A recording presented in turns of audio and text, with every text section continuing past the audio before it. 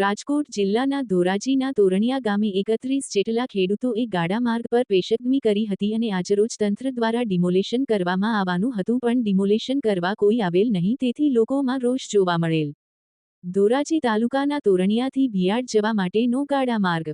અસંખ્ય ખેડૂતોના ખેતરો આવેલ છે, પણ આ ગાડા માર્ગ પર ઘણા ખેડૂતોએ ગાડા માર્ગ પર પેશકદમી કરી લીધેલ હોય અને આગળના ખેડૂતોને ખેતરમાં કામ કરવા માટે અને મોટા વાહનો ની અવરજવર માટે ભારે મુશ્કેલીનો સામનો કરવો પડી રહ્યો હોય, તેને લઈને આશરે 31 ખેડૂતોએ ગાડા માર્ગ પર પેશકદમી કરી હતી અને જવાબદાર તંત્રને રજૂઆત કરવામાં આવેલ હતી, અને તેમ છતાં કોઈ જવાબ નહીં મળેલ અને પીએમઓમાં અરજી અને રજૂઆત કરી હતી અને ત્યારબાદ તારીખ 10 એટલે કે આજે તોરણિયા ગામે ગાડા માર્ગ પર પેશકદમી દૂર કરવા માટે ડિમોલેશન કરવાની કામગીરી કરવામાં આવવાની હતી, પણ અરજદારો તોરણિયા ગામે ડિમોલેશન કરવા માટે રાહ જોઈ રહ્યા હતા, પણ કોઈ પણ પ્રકારની અરજદારોને જાણકારી આપ્યા વગર હજુ સુધી તંત્ર ડિમોલેશન માટે ફરક્યું નથી અને જે ખેડૂતોએ ગાડા માર્ગ પર પેશકદમી કરી છે અને તેના વિરુદ્ધમાં અરજી કરનાર ખેડૂતો ત્યાં પોતાના કામો મૂકીને ત્યાં રાહ જોતા રહ્યા, પણ કોઈ તંત્રના અધિકારીઓ આવ્યા નહોતા, તેથી ખેડૂતોમાં રોષ જોવા મળેલ અને મીડિયા સમક્ષ આ ગાડા માર્ગ પર પેશકદમીથી પડતી મુશ્કેલીઓની રજૂઆત કરી હતી અને પોતાની વ્યથા વ્યક્ત કરી હતી અને કોઈ રાજકીય પ્રેશરથી ડિમોલેશન કામગીરી રોકવામાં આવી છે કે શું તેવી ચર્ચા અને ચિંતા હતી, અને જવાબદાર તંત્ર આ ડિમોલેશન કામગીરી કરીને પેશકદમી દૂર કરવામાં આવે તેવી માંગ કરવામાં આવેલ.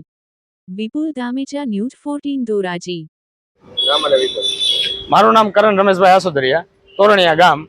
અમે અરજી એવી કરેલી હતી કે ખેડૂત ખાતેદારોએ દબાણ કરેલું હતું રસ્તાનું, જેથી રસ્તાનું દબાણથી અમે ખેડૂત ખાતેદારોએ બધાએ અરજી કરેલી હતી. અમને જે નડતરરૂપ થતા હતા ચાલવામાં રસ્તાના, તો ખેડૂત ખાતેદારોએ અરજી કરેલી. અમે 13 જણાએ અરજી કરી છે અને એ અરજીના વિગત સંદર્ભે 5 નોટિસ મામલતદારશ્રીએ ખેડૂતોને જે દબાણ કરેલું એને આપેલી હતી.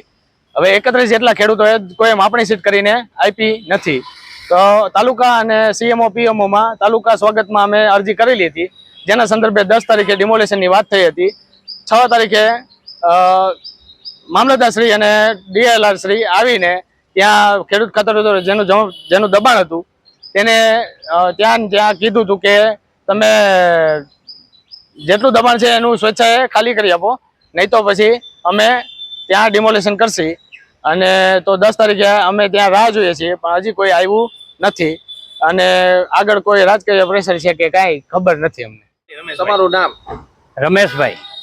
હું તોરણિયા ગામનો રહેવાસી છું અને તોરણિયા ગામની અંદર મારી ખેતીવાડી છે અને આ ખેતીવાડીની અંદર અમારે હાલવા માટે જવા માટે રસ્તાની અંદર તોરણિયાથી ભિયાડ જતા રસ્તાની અંદર 31 ખેડૂતોએ દબાણ કરેલું છે.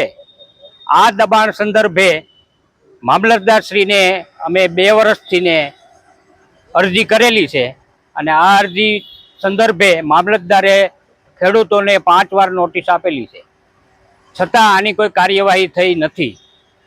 અને આ કાર્યવાહી માટે અમે સાહેબે અમને 10 તારીખ ડિમોલેશન માટે આપેલી હતી અને 10 તારીખે ડિમોલેશન માટે કોઈ અધિકારીઓ આવ્યા નથી અને અમે ખેડૂત બધા રાહ જોઈ રહ્યા છીએ. ચોમાસું આવી રહ્યું અને ચોમાસું નજીક આવી રહ્યું છે અને હાલવા માટે એ રસ્તાની અંદર કઈડ સમૂહ પાણી આવે છે, તો અમારે હાલવું કઈ રીતે, વાવણી કઈ રીતે કરવી, અને આ સંદર્ભે અમે 13 ખેડૂતોને તકલીફ છે. તો આ પેશકદમી માટે મામલતદારશ્રીને અમારી નમ્ર વિનંતી છે કે આ કાર્ય ઝડપથી પૂરું કરો, કે પછી તમને કોઈ રાજકીય દબાણ છે એવું લાગે છે અમને.